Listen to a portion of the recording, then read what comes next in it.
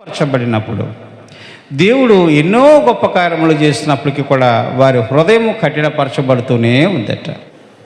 ఈ ఐగుప్తు రాజు దగ్గరికి మోషే గారు పోయారు. నా దేవుడైన యెహోవా సెలవిచ్చినదేమనగా, ఇదిగో నా ప్రజలందరినీ విడిచిపెట్టకపోతే నీ దేశములో కప్పలు వస్తాయి, వాటి చేత నువ్వు బాధించబడతావని దేవుడి మాటగా ఇదిగో నేను చెప్పి వెళ్తున్నానని మోషే మహాభక్తుడు ఆ ఫరో రాజుకి వివరించినప్పుడు ఫరో హృదయము కఠినపరచబడ్డదట. మాట వినరండి. ఏదన్నా దేవుడు చెప్తే ఆ మాట వింటే మరి హృదయము సదును చేయబడితే అతని జీవితం చక్కగా సంతోషంగా కొనసాగుతుంది. మాట వినకపోతే, దేవుని మాట వినకపోతే ఏమవుతుంది? కఠినపరచబడితే ఏమవుతుంది? నాశనము మొదలవుతుంది. ఎలాగా?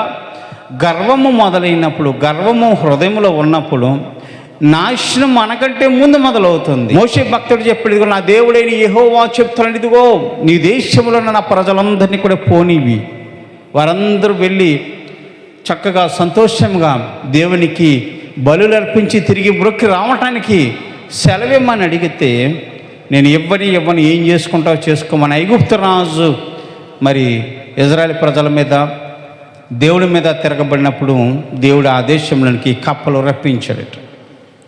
ఆ కప్పలన్నీ కూడా ఎక్కడ చూసినా కప్పలే. రాజుగారి గది నిండా కప్పలే, రాణి గారి గది నిండా కప్పలే, వారి పిల్లల గది నిండా కూడా కప్పలే. ఊళ్ళో ఎక్కడ చూసినా కప్పలే. ఏ ప్రాంతానికి పోయినా, ఏ చెరువుల్లో చూసినా, ఏ కొండల్లో చూసినా, ఏ అన్నం గిన్నెలో చూసినా, ఎక్కడ చూసినప్పటికీ కూడా కప్పలే. ఇంటిపై కప్పుల మీద కప్పలు, రోడ్డు మీద కప్పలు, ఎక్కడికి వెళ్ళటానికి ఎంత మాత్రం వీలు లేకుండా కప్పలు వచ్చి పడ్డాయి. కప్పలు ఎగురుతాయి కదా, ఎగరవా? ఎగురుతూ ఉంటాయి. ఆ ఎగిరి మీద పడితే చాలా చిరాగ్గా ఉంటుంది. ఆ కప్పలు ఐగుప్తు దేశం అంతా కూడా విస్తరించాయి.